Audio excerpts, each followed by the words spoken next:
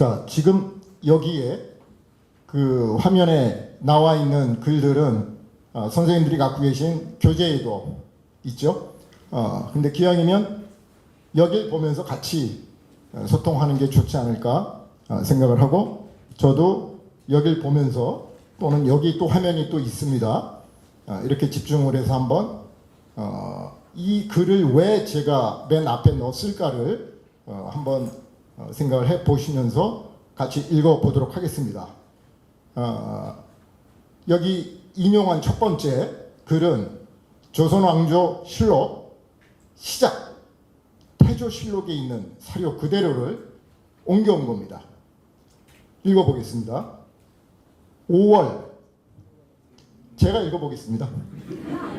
죄송합니다.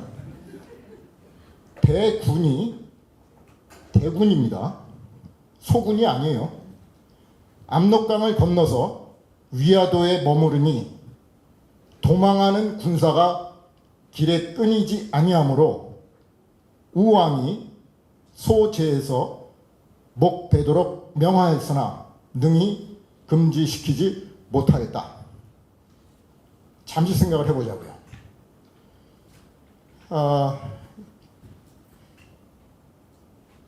제가 하나 이 사료를 보는 데 있어서 맥락을 하나 이해하는 데 도움이 되실까 해서 하나 사례를 말씀을 드릴게요. 뭐냐면 우리나라 고대사를 알 수 있는 기본적이고 가장 중요한 사서가 두 개가 있습니다. 하나는 삼국사기이고 하나는 삼국유사입니다. 삼국사기는 삼국의 역사를 편찬한 정사이죠. 삼국유사는 삼국사기에 기록되어 있지 않은 나머지 일들, 그 사자는 역사 사자가 아니고 나머지 일들이라고 제가 번역을 했죠. 일사자입니다.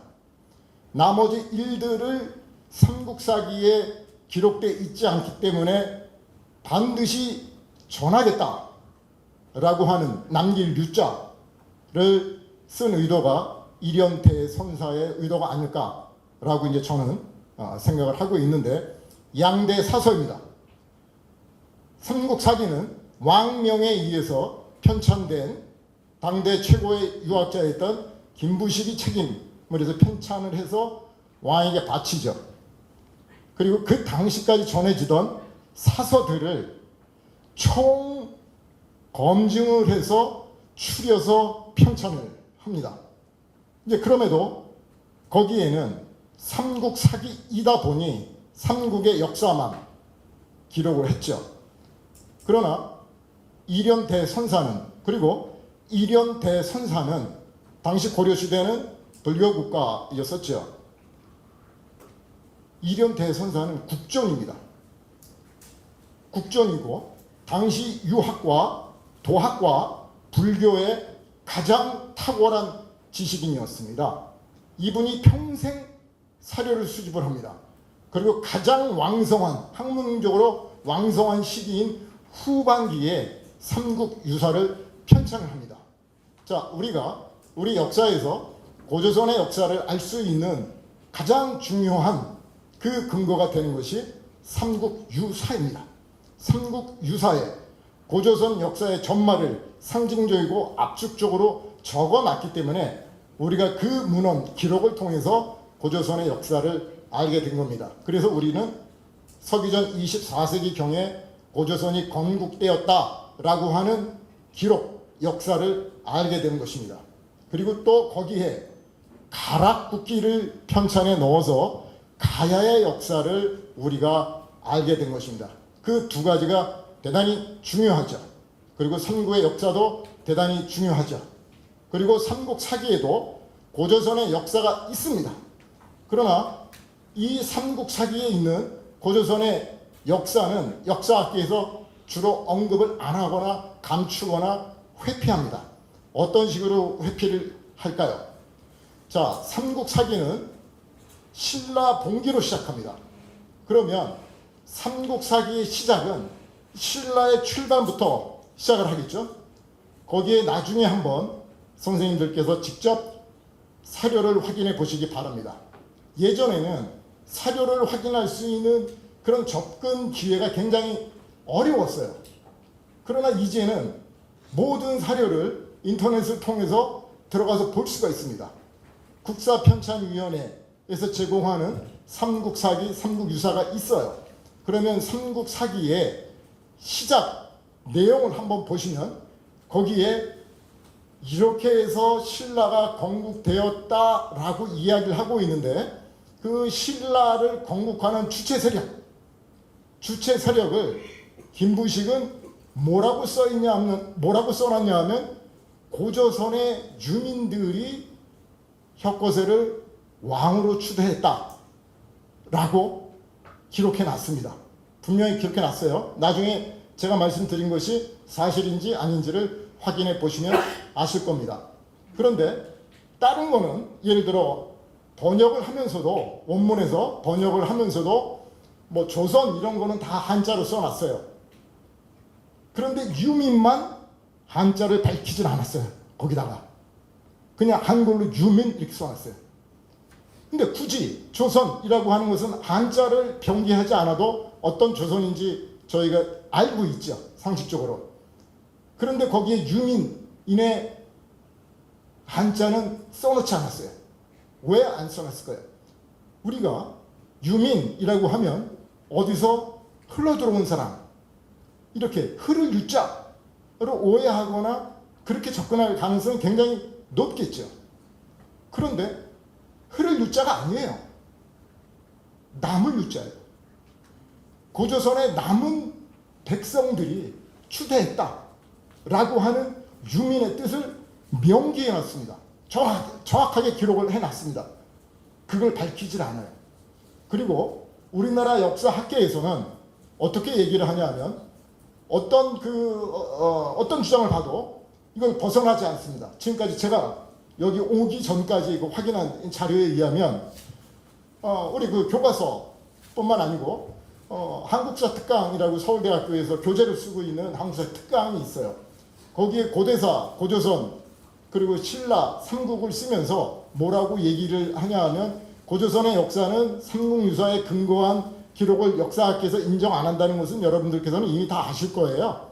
그거는 신화나 전설이지 역사적 사실로서는 그것을 연구하기가 불가능하다라고 역사학계에서는 단정하고 있습니다. 이 얘기는 저의 주관적인 해석이 아니고 우리나라에서 고조선 역사로 처음 박사학위를 받은 한국교원대의 송호정 교수가 저서에서 한 얘기예요. 단군의 역사를 밝히는 것은 불가능하다라고 고조선 1호 박사가 그렇게 천명을 합니다. 왜냐하면 그건 역사로서 인정을 안 하기 때문에 이것은 삼국사기와 삼국유사 기록 자체를 불신하는 거죠.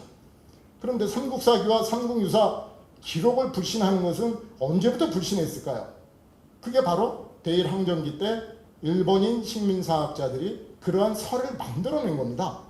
삼국사기 불신론, 삼국유사 불신론이라고 하는 것을 스다 소키치나 기타 대표적인 역사 고고학, 일본의 제국주의 역사학과 고고학을 하고 있는 학자들이 주장한 것인데, 그 이후에 우리나라 역사학계에서는 이것이 하나의 부동의 정설이 됐습니다. 그렇기 때문에 고조선의 역사를 연구하진 않죠. 그리고 만약에 고조선의 역사를 사료에 근거해서 해석하거나 접근하려고 하면 바로 거기에 대해서 공격이 들어옵니다. 제야 역사학, 국수주의 역사학, 또는 요즘은 2016년도 이후에는 사이비 역사학, 아예 차단을 시키려고 하는 거죠. 자, 지금 제가 약간 서두가 길었지만, 자, 원문을 이제 우리가 우리가 이제 원문을 읽을 때 한 가지 생각해야 될 것은 뭐냐면, 이거는 그래도 전공한 교수들이 제대로 해석을 해놨겠지. 천만에 그렇지가 않습니다.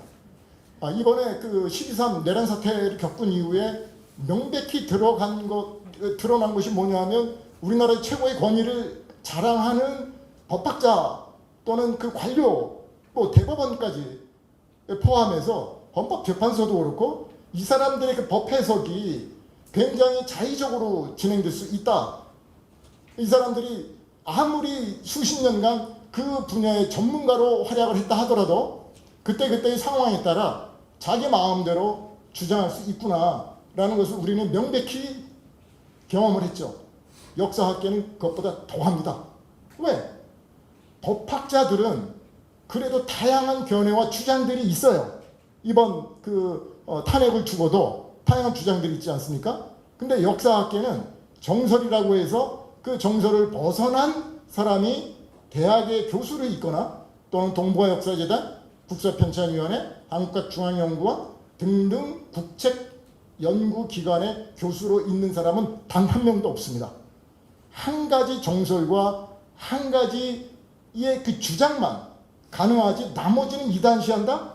그것부터가 학문의 원칙과 상식에서 대단히 벗어났음에도 불구하고 한국 사회에서는 통용되고 있다는 이런 굉장히 부조리한 사실이 있어요. 그렇기 때문에 여기에 그 해석된 것이 원전 그대로 원문 그대로 이 사람들이 정확하게 해석했을 것이다 라고 하는 편견은 이제는 역사 속에서 싹 묻어두는 게 좋다. 내 눈으로 나의 주체적인 시각 속에서 해석하는 것만이 역사학을 보다 객관화하고 보다 학문적으로 과학화할 수 있는 가장 유력하고 가장 유일한 방법이다 라고 생각합니다. 자, 그렇게 봤을 때 대군이 압록강을 건넜습니다. 자, 그리고 그 군사가 그 길에 끊이지 않았다고 했습니다. 자, 우리가 기존에 알고 있는 위화도는 어디입니까? 교과서에 압록강 내에 있는 것으로만 저희는 알고 있죠. 압록강을 건넜다라고 했습니다. 그리고 압록강을 건넜고 그 도망가는 군사들이 끊이지 않았다. 그래서 거기서 죽이라고 했다는 거예요. 왕이 명을 내려요. 자, 죽이라고 했으면 사람이 목숨이 경각에 달렸고 가장 공포에 떨 수 있는 그런 그 경각인데 그럼에도 불구하고 끊이지 않았다? 자, 그러면 압록강 내에 조그만 드러난 그 무태에서 이렇게 끊이지 않은 도망자가 나올 수가 있겠습니까? 역사는 상식입니다. 상식적으로 접근을 해서 한번 나중에 여러분들께서 조선왕조실록 검색을 하셔서 조선왕조실록에서 위화도 이렇게 한번 쳐보세요. 그러면 위화도와 관련된 기사들이 아주 많이 기록되어 있어요. 조선왕조실록에. 그런데 그 수많은 위화도 관련 기사 중에 위화도는 압록강 중간에 있는 그런 선과 같은 공간이구나 라고 느낄 만한 그런 개연성 있는 그런 해석, 그건 저는 아직까지 찾아내지 못했어요. 자, 그래서 위화도가 어디인가 라고 하는 것도 또한 이것도 역사학계에서 어떻게 정해놨는가가 중요한 것이 아니고 그걸 한번 내가 자료를 찾아보는 겁니다. 내가 공부하는 거죠. 우리는 대일항전기 이래 일제가 주 20씩 암기 교육을 시켰잖아요. 정해진 내용을 갖고. 그리고 사료에 그렇게 써 있어요. 그 조선총독부 교육지침에 질문하지 못하게 하라. 질문의 힘을 없애버리는 거예요. 그리고 거기에 주입을 해서 그거를 잘 따르는 사람들이 경성제국대학을 가고 지배층이 되는 겁니다. 그래서 또 그것을 대물림하는 거죠. 그 대표적인 학문이 바로 저는 역사학이다. 이렇게 생각을 하고 있습니다. 그래서 이 사료 하나도 예를 들면 어려운 한자가 없어요. 근데 뭔가 굉장히 이거 라틴어도 아니고 스와힐러도 아니고 아프리카 스와힐러도 아니고 이건 그냥 우리가 한자 문화권 아닙니까? 그리고 우리가 알고 있는 단어들이에요. 몇 개 되지도 않아요. 그 한자라는 게. 그냥 우리가 보고 해석할 수 있어요. 근데 마치 전문가들만 해석권이 있는 것처럼 하는 것은 제가 봤을 때 학문의 원칙과 상식에서 벗어난 언어 도단이다 이렇게 생각합니다. 자, 그래서 위화도부터 여러분들께서 시간 나실 때 제가 아까 말씀드린 대로 검색을 해서 이 위치가 어디일까라는 것을 보시고 그 다음엔 더 나아가서 위화도의 위치를 주장하고 있는 논문을 몇 개 찾아보시면 내가 알고 있는 위화도는 압록강 중간에 있는 조그만 묻이 아니구나. 그리고 이 역사라고 하는 것은 세 가지가 있어야 되는 거잖아요. 가장 근본이 되는 것은 첫 번째는 공간입니다. 두 번째는 시간입니다.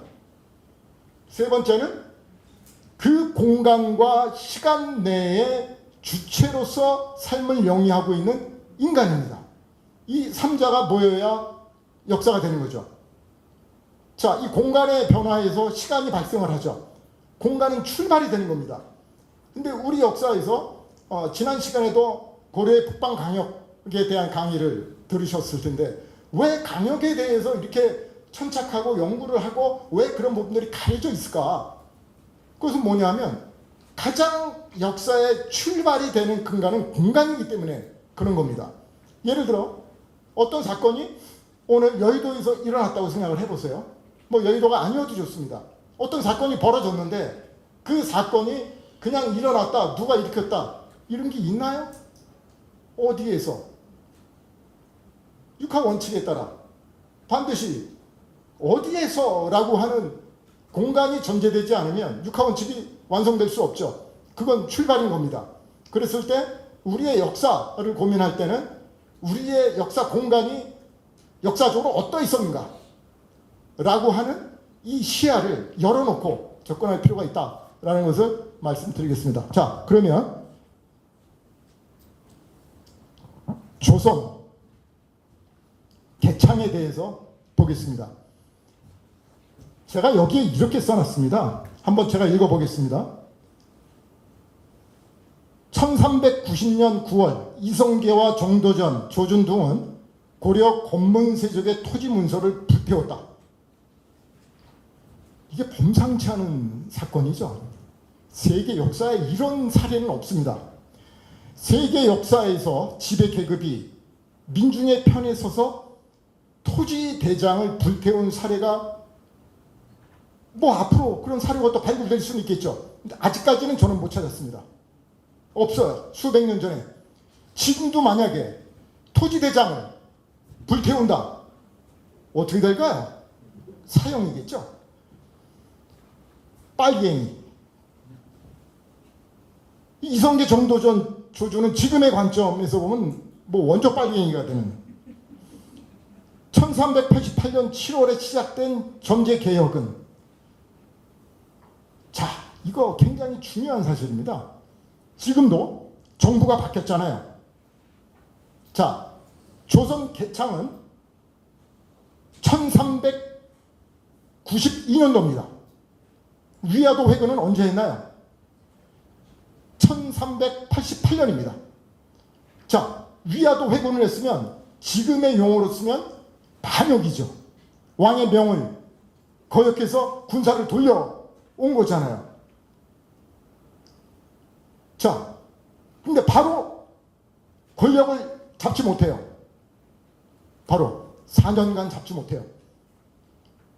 그 4년이라고 하는 그 공백 기간 동안에 가장 핵심적인 일이 뭐냐 하면 백성들의 지지를 얻어야 되는 거고, 그러면 당시 백성들의 가장 근본적인 문제를 해결을 해야 이 반역 또는 요즘 말로 쿠데타 성공 여부가 결정이 되겠죠. 그 핵심. 지금은 우리가 그것을 뭐라고 이야기를 합니까? 민생 문제라고 하죠. 민생 문제는 인류 역사에 있어서 가장 근간이 되는 거고 가장 중요한 것이고 앞으로도 영원히 가장 근저에 있어야 되는 문제인 거죠.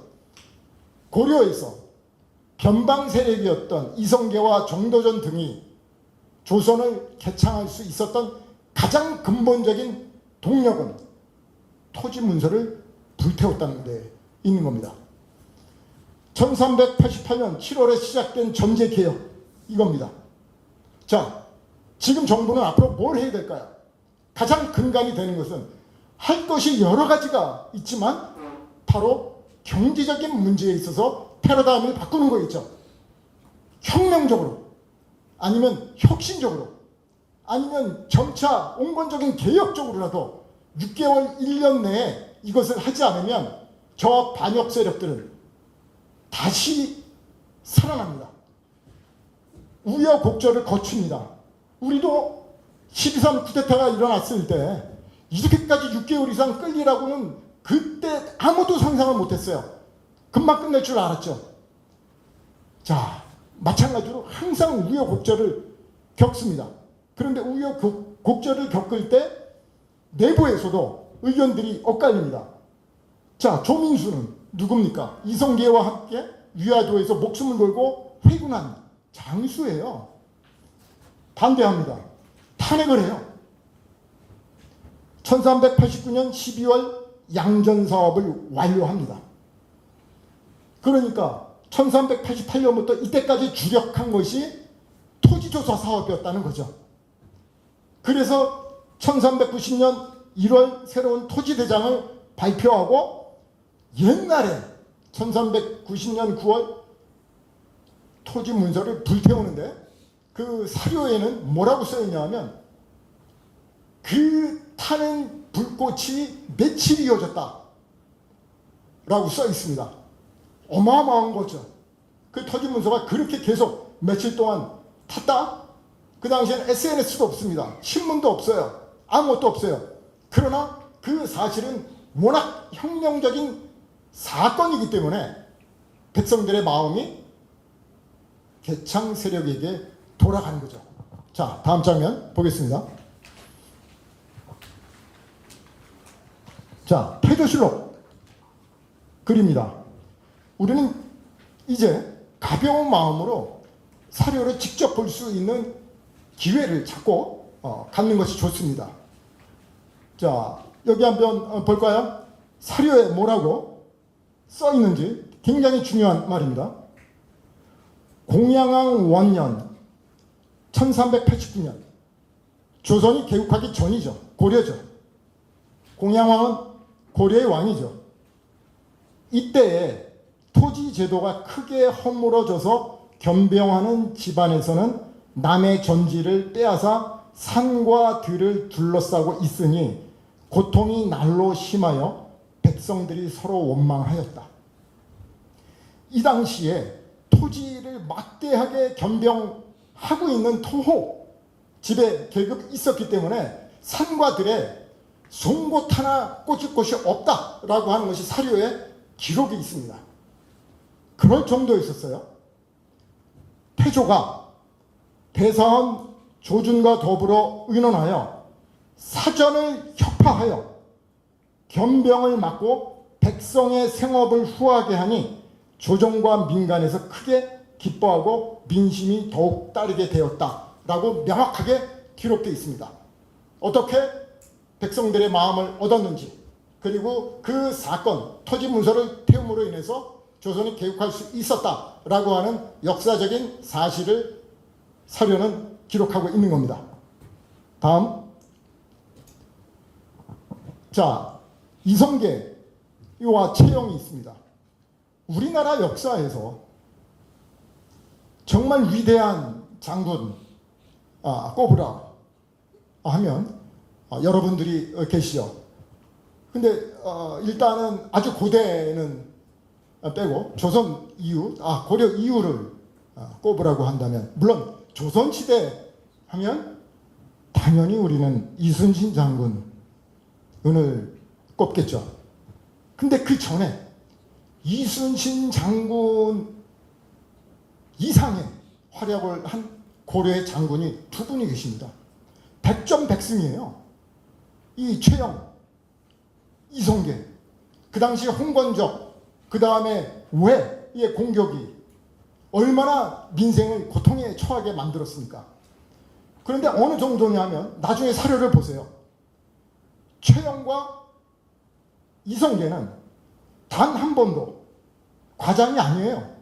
우리나라 그 사료가 세계문화유산이지 않습니까? 조선왕조실록이 40만을 정확하게 기록을 합니다. 사초에 근거해서. 상대방이 최영이 떴다, 이성계가 떴다, 그러면 일단 거기서 기세가 꺾여버립니다. 군대가요, 기세가 꺾이면 그 군대는 도저히 통제할 수가 없습니다. 지는 겁니다. 우리 그 군부대 중에 싸우기 전에 이기고 싸운다 이런 그 고어가 있는데 그것은 역사적으로 있었던 겁니다. 나타나기만 하면. 그래서 그 당시 고려의 양대 영웅이었어요. 양대 영웅인데, 자, 명을 치러 가라. 우리가 그 지난 시간에 고려에서 철령이 강의 들으셨죠? 고민해 보셨죠? 그때 그 요동을 치러 가자, 요동을 치러 가라라고 하는데 그 요동의 위치가 어디냐, 철령의 위치가 어디냐라는 것을 우리가 또 사료를 통해서 찾아봐야 되는데, 지금까지는 영 엉뚱하게 저 함경도에 있는 안변을 철령이라고 하는 터무니없는, 그러나 아무도 의문을 제기 못했고, 그것이 만약에 수능시험이나 학교시험에서 나오면 만약에 그것이 지금의 신양 쪽에 있었다라고 하면 오답이 되겠죠. 이렇게 알고 있었단 말이죠. 그러나 역사적 사실은 그게 아니었다라는 것을 이제 우리는 알게 됐죠. 이 분들이 사료에는 태조실록에 이렇게 기록이 되어 있습니다. 자, 최영 장군은 결국은 이 역성혁명을 일으킨 세력에 의해서 처참하게 죽음을 당하잖아요. 근데 굉장히 희한한 게 있어요. 자, 지금은 예를 들어 정적길이 정말 없는 사실까지 만들어내서 악마화 시키잖아요. 아주 나쁜 사람 만들고 나쁜 세력으로 만들잖아요. 자, 최영은 조선 개창 찬성한 사람이 아니잖아요. 죽음을 당한 사람이잖아요. 그럼에도 불구하고 이렇게 기록되어 있어요. 우왕은 최영의 손을 잡고 울면서 작별하니 최영은 2번 절하고 충보를 따라 나왔다. 태조가 최영에게 말하기를 이 같은 사변은 나의 본심에서 한 것은 아닙니다. 이 태조 이성계가 최영 장군에게 한참 후배예요. 연배가 말하는 겁니다. 내 본심은 아닙니다. 어마어마하게 최영을 존경했거든요. 그리고 정말 이 죽음을 같이 나눈 백전노장으로서의 선배, 대선배인 거예요. 그러나 다만 대의에만 거역했을 뿐만 아니라 이게 중요합니다. 국가가 편치 못하고 인민이 피곤하여 원통한 원망이 하늘까지 이르게 된 까닭으로 부득이한 일이니 잘 가시오 잘 가시오 하면서 서로 마주보고 울었다. 마침내 최영을 고봉현에 유배시켰다. 그 다음에는 죽음에 이르는 거죠. 그리고 조선왕조실록, 그리고 조선 내내 최영에 대해서 요만큼의 험담도 없습니다. 자, 우리 이 나라에서 지금 그 무속에서 보면요, 이거 뭐 김건희나 뭐 이제 이런 사람들이 무속을 욕되게 해서 그런 거지, 그 무속 자체가 문제가 있는 것은 아닙니다. 정광훈이가 문제가 있다고 해서 예수님이 문제 있는 건 아니지 않습니까? 마찬가지로 가장 많은 그 모시는 신이 누굽니까? 최영이지 않습니까? 그 최영 장군은 그 당시에 어마어마한 백성들의 지지와 신망을 얻고 있었다. 요즘은 정말 지도자 누구 한 명 존경하기가 굉장히 어려운 사회가 됐잖아요. 이 당시 최영에 대해서는 뭐 모든 백성이 정말 지지하고 무조건 신뢰하는 정도에, 그렇기 때문에 가짜 뉴스를 만들어 낼 리도 없고 그게 있어도 통하지 않을 정도에, 그리고 태조도 예를 철저하게 했다는 거죠. 자, 다음 장면으로 넘어가겠습니다. 이게 중요합니다. 자, 위화도에서 회군을 할 때 사불가론이 있죠. 그 사불가론 중에 첫 번째가 뭐냐 하면 작은 나라로서 큰 나라를 치는 것은 옳지 않다 였습니다. 그것을 우리는 사대주의, 아니냐라고 문제 제기합니다. 그렇게 볼 수도 있습니다. 자, 그런데 아까 태조 이성계가 한 말 기억나시죠? 대의도 있으나 그리고 가장 중요한 것은 뭐냐면 백성들의 삶이 공공하고 원망이 너무너무 이제 그 극한에 이르렀다라고 하는 백성들의 편, 인민의 편에 선 당시의 정치적 판단을 한 거였고, 작은 나라로서 큰 나라를 치는 것은 옳지 않다라고 한 것은 그 당시 이러한 논리를 겉으로 표명하는 하나의 정치적인 논리에 불과했다라는 것을 알 수 있습니다. 그리고 실제로 당시 명나라를 건국한 주원장은 끊임없이 의심을 합니다. 저 이성계, 그리고 이성계의 복심인 정도전은 언젠가 우리를 치러 올 것이다. 그리고 우리를 치러 온다라고 했을 때 그냥 가벼운 것이 아니고 굉장히 두려워합니다. 그래서 정도전을 계속 보내라고 요청을 합니다. 요구를 합니다. 이쪽으로 보내라고. 불안 요소가 되니까요. 안 보냅니다.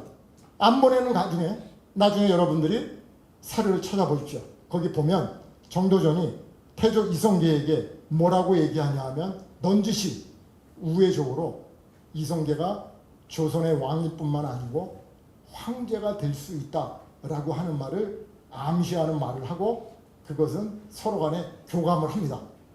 그러니까 지금 우리는 예를 들어 지정학적으로 약소국에 있다 뭐 이렇게 생각을 하고 그 역사가 내내 이어진 것으로 착각을 하는, 왜냐하면 우리 역사의 시간과 공간이 대단히 축소된 그러한 암기된 역사가 주입이 돼 있다 보니까 그렇지만 이 당시만 해도 이 조선시대 초기만 하더라도 명이 두려워하는 나라였다라는 겁니다.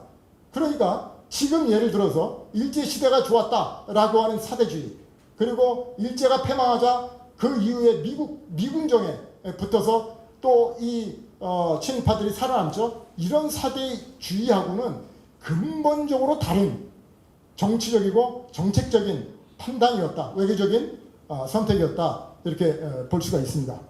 그리고 국제무역의 성격도 있었다라는 겁니다. 자, 그리고 이웃 국가들과의 교류 관계는 여러분들이 나중에 자료를 통해서 보시면 되겠습니다. 자, 그리고 세종까지가 조선 초기라고 할 수가 있겠죠. 자, 그러면 조선 초기에 이 부분은 지난주에 그 선생님께서 강역을 확인을 하셨기 때문에 그냥 눈으로 보시기만 해도 됩니다. 자, 그런데 제가 왜 여기에 또 다시 그 소개를 하는고 하니, 세종은 우리나라 그 조선에서 어마어마한 업적을 세운 성군이지 않습니까? 그런데 그 당시 그 사료에도 보면 이 찰령부터 공엄진까지가 조선 경계라고 하는 사실을 명예 통보하게 합니다. 조사를 시킵니다. 그리고 그 지리지에는 분명히 이렇게 기록되어 있는데, 이렇게 사료에 기록되어 있는 것이 아까 제가 모두에 말씀드린 것처럼 역사학계에서는 쉬쉬하죠. 그렇기 때문에 반도 내로 우리의 그 고려와 조선의 그 강역을 축소해 놓고 이 부분은 감춰뒀다라는 것을 다시 한번 확인을 하기 위해서 여기에 이제 언급을 했습니다.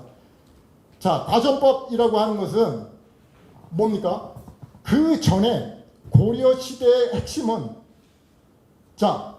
2분의 1 정도의 그 경작에 세금을 냈어요.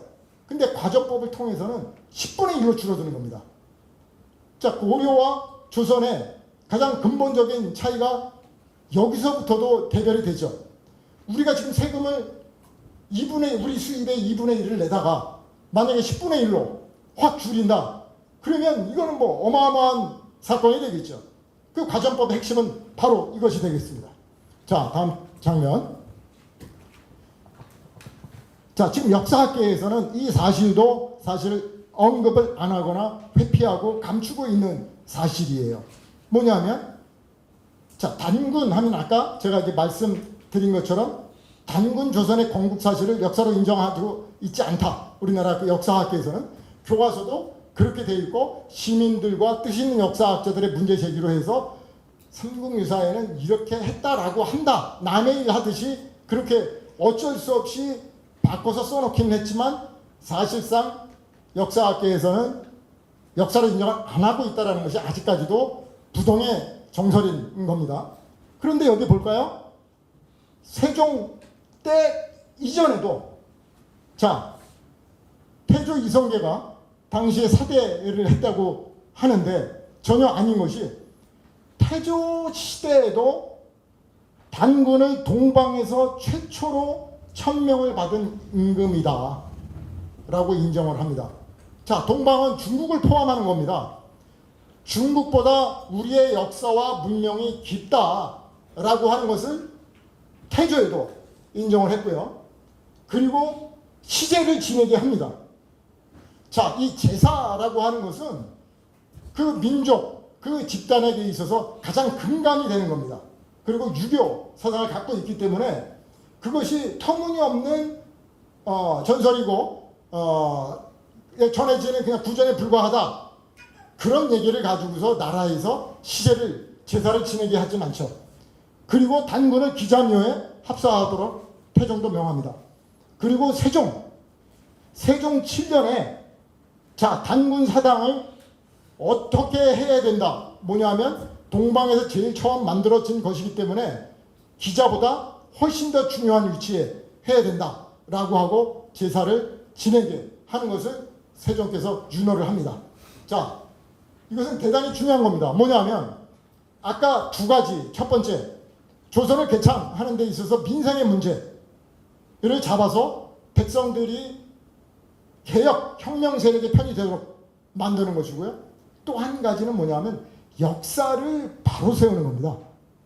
역사를 바로 세울 때 먹는 문제와 결부돼서 그 국가의 기초적인 안정성, 정체성이 수립이 되는 겁니다. 이것을 태조 시절부터 초기까지 이어서 집행을 하는 거죠. 근데 이것이 엎어지는 사건이 일어납니다. 그게 바로 개해정변입니다. 우리는 역사 교과서에서 개해정변을 개유정난이라고 표현했었죠. 그것은 이제 승자의 기록이기 때문에 개유정난이라고 이야기를 했었지만 그 난을 평정해서 바로 잡았다라는 거지만 이제 우리는 온 국민을 위한 대한민국 역사 교과서에서는 개념을 바로 잡았습니다. 역사적인 그 사건, 그 개해년에 일어난 정변이다 해서 세조가 쿠데타를 일으켜서 결국은 뒤엎지요.